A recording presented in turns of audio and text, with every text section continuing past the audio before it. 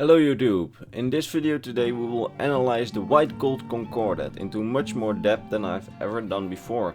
And I've finally, got enough information to do so. So without further ado, let's just immediately kick off analyzing, as this is going to be a long video, I'm afraid.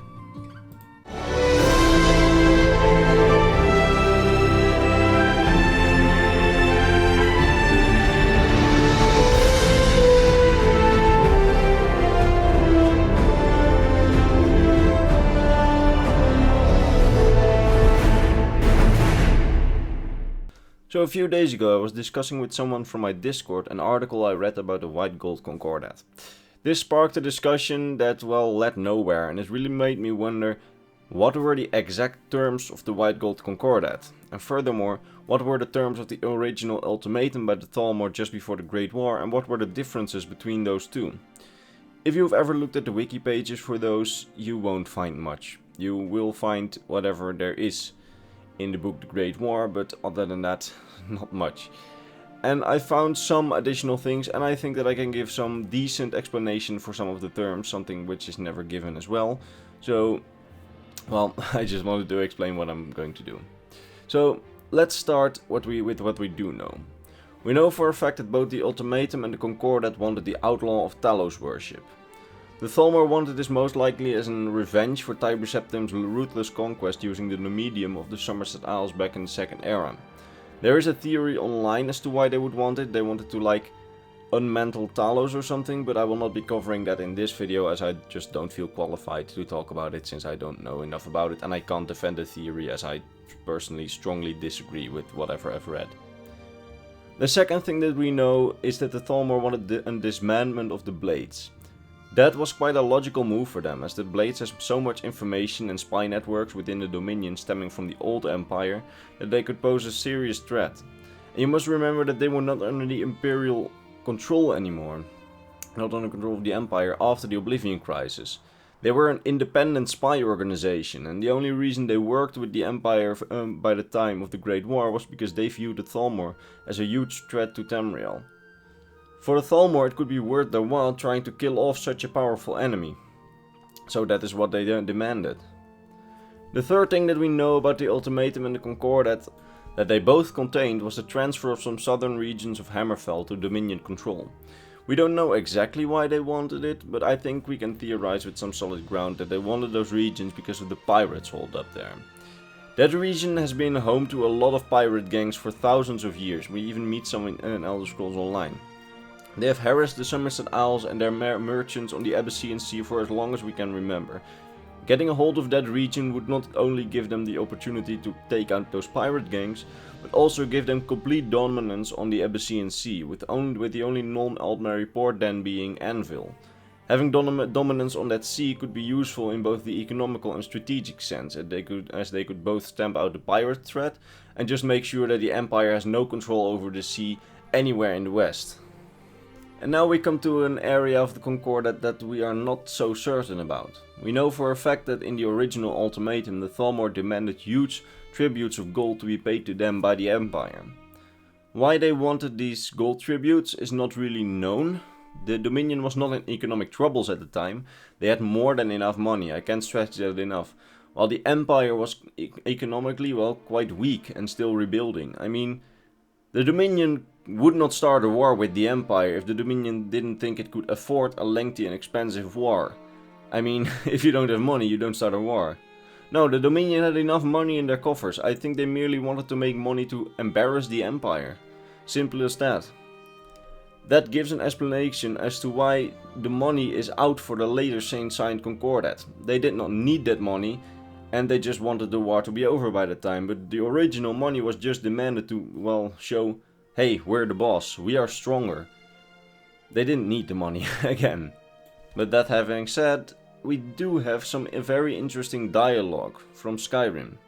Just a few seconds of dialogue that suggests there is, still some gold involved in the white gold Concordat itself, not the original ultimatum, but the Concordat that ended the war. When playing the Imperial side of the Civil War, we can hear Proventus Avenici saying to Jarl Balgruuf that after the signing of the white gold Concordat, the Jarls of Skyrim got a lot of chests of gold. just hard cash. And that actually the White Gold Concordat was quite profitable for them, and the Empire had signed the White Gold Concordat and nobody actually protested as they got money. This makes no sense, like at all. The Empire was devastated after the war. Half of the cities in both Cyrodiil and Hammerfell were either destroyed or looted or occupied. Their economy had been dealt a huge blow. After 4 years of expensive warfare, the other imperial provinces of Skyrim and High Rock had probably also been drained of their monetary assets just to keep the war going, to be able to pay for the war. The Empire was poor, and yet apparently it gave Skyrim, a province without any war damages, because the war never came to Skyrim, they gave them money. This makes so no sense, unless in the new Concordat the Dominion had to pay reparations to the Empire. This would make much more sense. Heck, it would explain the entire signing of the Concordat by the Empire. When I proposed this theory of mine to one of the people of my Discord, Grandmaster Joffrey, he understandably said, well, yeah, but why would Thalmor want to fund their enemies? And thereby giving them more of an opportunity to rebuild themselves. It would make no sense for the Thalmor to give the Empire any money. Certainly not since they asked for money in the first ultimatum. That money thing I've already explained. They didn't need money. If they didn't have already enough money, they wouldn't have started a war over the ultimatum. And I also agreed with him over the other point. However, then I realized we forget that the Thalmor do not know what we know by now. Let me explain that. Let me paint you the Thalmor side of the situation for you. Your war goes amazingly well. You just started a war with the Empire, and due to your Orb of Vermina that you have, you can see what I mean with that in my video on the Elder Scrolls Legends, you can spy on the Empire without even them knowing. You just know every one of their moves. Everything they do you know because you can see it with the Orb of Vermina. Even if their armies are superior to your armies, you always know what they're gonna do. So even with just a handful of farmers, you could just destroy an entire legion. Theoretically, of course. Your war goes so well that you conquer half of Cyrodiil and Hammerfell. Then suddenly you lose said Orb of Vermina and you're completely in the dark now, as you have no spies in the Imperial forces, or little spies in the Imperial forces. Because spies in the Imperial forces would be very risky. Remember, you had that Orb of Vermina to provide you with more intelligence than spies ever could, so why take the risk of putting spies there and letting them know that you perhaps know part of their plans? Then you realize at one point after losing that orb that you start losing the war in Hammerfell. Well, no stress, the Empire is on its last legs anyway, you will deal with them in Hammerfell after you've consolidated Cyrodiil and mount a new offensive next year. But then in secret, without the Thalmor knowing, the Empire pulls troops from Hammerfell but also leaves troops behind, giving the appearance as if they never pulled troops from there. Because, well, with the help of the local population, these legionnaires just keep fighting. So the Thalmor think that, well, there's no troops removed from Hammerfell at all, while there have been troops removed. The Thalmor didn't know that. They had no idea of those troops being removed. Then suddenly, as if out of nowhere, the Empire has massed a large army and destroys the majority of your Cyrodiil army in the Battle of Red Ring, and you are now being driven out of Cyrodiil too after Red Ring. You are now retreating on all fronts, you are completely in the dark about the Imperial movements. For all you know, the Emperor has more tricks up his sleeve like than a sudden large army of Red Ring. And then the Emperor comes to you with the following offer. Fine. You can have your ban on Talos worship, disbandment of the Blades, and those Hammerfell regions. If you pay me large reparations. Would you not do it? The war at that point was as much an uncertainty for the Dominion as it was for the Empire, the only thing being their economy, the Dominion's economy, was still intact.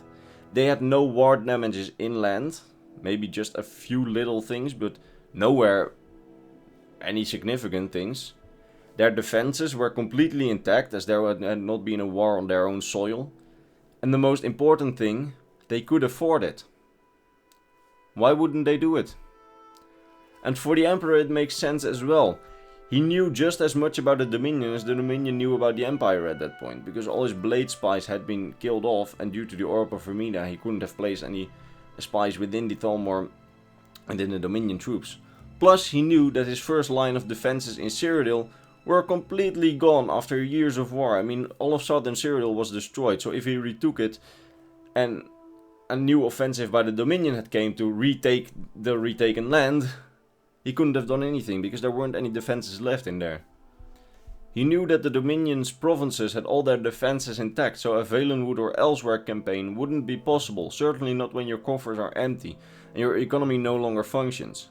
I cannot stress enough, you don't start a war if you cannot afford it.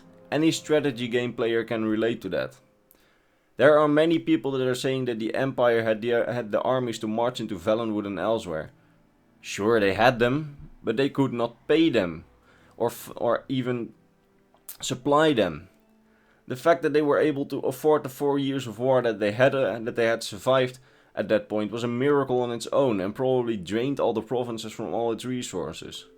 Therefore, it would make sense to just demand a huge tribute so you could quickly rebuild your provinces, all the while you accept a few of those demands, while the enemy still doesn't know what you're capable of. Perhaps either the Empire or the Dominion has regretted the Concordat after the signing, but at the time they didn't know any better. And then you might say, Zork, what about losing Southern Hammerfell? Isn't that like not a few demands but a huge demand for the Empire?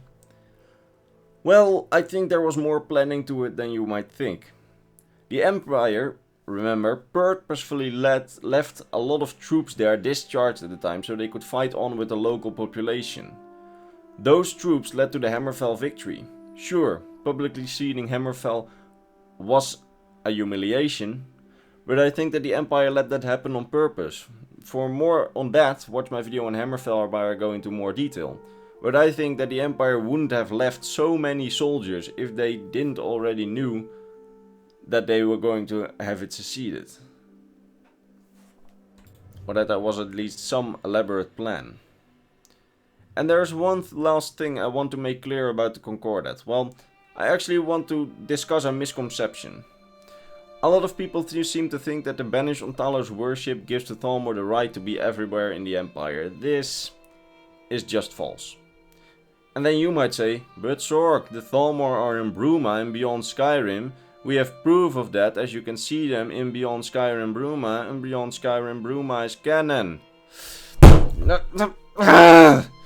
Beyond Skyrim is not canon. The mods are amazing, really, they are amazing. I support them in every way, but their lore is not canon. When will the commenters understand that? I get so many comments, well, Beyond Skyrim does it, so it's true. Well, it's not true. Beyond Skyrim is amazing, but it's not true. I'm sorry, this is a personal irritation of me. I snapped. The Concordat does not give them any rights to just be in the Empire wherever it wants. What it does is the following. It gives the Thalmor, and in extent the Dominion, the guarantee that the Empire will stamp out Talos worship. They naturally did not do that. All they did was stop public worship and just close down official shrines. The Empire did nothing against secret worshipping. And then the following events transpired. Ulfric started saying to the Empire, we want Talos worship. The Empire was like, please no, we need this peace to rebuild. Then Ulfric starts doing it openly and starts to spread word of his worship throughout Tamriel. That word of his worship reached the ear of the Thalmor, and they then demanded to the Empire to be let into Skyrim to then, well, if the Empire doesn't stop them, they're gonna stop it themselves. The only reason the Empire probably allowed for that is so that they shouldn't have to waste their own resources on stamping out this little rebellion. What I'm trying to say here is that the Concordat does not give the Dominion the right to march over the Empire. They were let into Skyrim by the Empire because of Ulfric. Proof of that can be found in Alvor and Hadvar's dialogue. They are the pro-Imperials in Riverwood. They specifically say that the Talos worship issue was only a problem in Skyrim and not so much in the other provinces. And that when the ban on Talos worship landed, nobody actually paid any attention to it and everybody just keep worshipping Talos in secret. And everyone, even the Empire, literally everyone was okay with that. There were no problems. Then just a few years before Skyrim, Ulfric came around and, well, the Empire then had to let the Thalmor into Skyrim and let them stamp out Talos worship. And they didn't only end it for Ulfric, they just started searching for heretics all over the province. And that right they had, because it was only in that problematic region, Skyrim. It would make no sense at all for the Empire, a sovereign nation, to let the Dominion just waltz over their land and let them go wherever they please. The Dominion is powerful, but not that powerful. It can't just go where it pleases, and within the Empire, even within the problematic region like Skyrim, it still has to listen to the Imperial Legion, as witnessed by the fact that Tullius can release the Greymane prisoners from the Thalmor. It needs Imperial authorization for movements within the Empire. They have authorization for Skyrim, but it would make no sense to find Thalmor agents publicly operating in Cyrodiil, except for maybe one ambassador or some diplomat in the Imperial City. And with that said, I think that I've really covered everything that I could find. There are probably other things within the White Gold Concordat that we don't know about, and really let me know in the comments if you know anything, because I have quite thoroughly researched it, I think, but maybe you guys can find something. Something that happened since the Great War, or hasn't happened since the Great War, that isn't in the book The Great War under the section of the treaty terms. I'm really wondering if there's something else that we have concrete proof of. But again, we don't know. Anyway, if you liked the video, like, subscribe, do those things. My Instagram and Discord are in the description for personal contact with me. Also in the description is my Patreon if you want to support me on that. You get your name at the end of every video and access to all my Patreon content. Next week there will be another animation of the Stormcloaks. I already warn you that it's a little different than the others. I personally really liked the video, but everyone who's given me feedback has said, well, this is very different, and I think that next time you should do a regular lore animation again. But again, it's a series in evolution, so I just have to try things out, and it won't always be good. A lot of people found the video very epic, but just not the quite of thing they had expected. I hope that gives some clearance. I hope you'll watch it, well, in a few days actually. I'm recording this early. And with that said, I'm going to see you in either that video or the next lore video. Bye bye.